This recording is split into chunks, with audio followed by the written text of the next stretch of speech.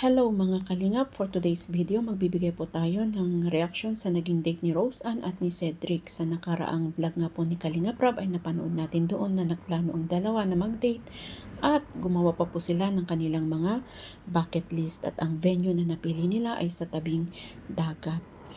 Marami pong naganap na kilig moments at marami din pong surprises na natanggap si Rose Ann at marami din pong katatawanan na nangyari dahil sa kwelang sagot ni Rose Ann kay Cedric. At ang pinaka nagustuhan ko po sa kanilang naganap na date ay yung pagkakaroon nila ng bonding moment at yung kwentuhan time nila, at doon ay nalaman natin yung mga bagay-bagay na kinatatakutan ng bawat isa. So panoorin po natin ito at alamin natin kung ano yung mga kinatatakutan ni Rose Ann. Takutan mo sa buhay mo.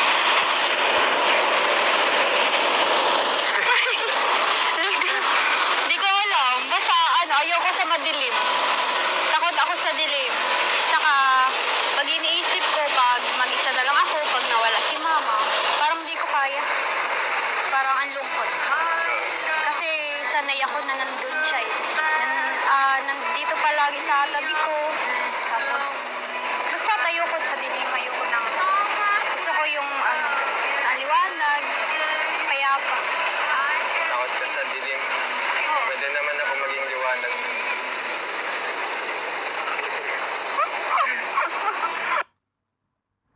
So dito po ay nalaman natin na ang kinatatakutan pala ni Rose Ann ay ang dilim, at natatakot din siyang mawala ang kanyang nanay dahil simula't sapul naman simula pa lang ay dalawa na lang silang magkasama. So kahit naman na sinong tao ang mawalan ng minamahal sa buhay ay talagang syempre matatakot at malulungkot. At pero ang nakakatuwa dito ay yung sinagot talaga ni Cedric na sinabi nga niya na pwede naman siyang maging liwanag sa dilim ni Rose Ann, at hindi nga po napigilan ni Rose Ann na makilig at matuwa doon sa sinabi ni Cedric. So hanggang dito na lang po ang aking munting reaction, at sana'y patuloy nating suportahan yung mga ganitong programa ni Kalingap Rob dahil hindi lang naman po ito pampagood vibes o pampakilig laang, kundi nakakatulong din itong ginagawa niya para matulungan ang kanyang mga beneficiaries kagaya ni Rose Ann at ng mga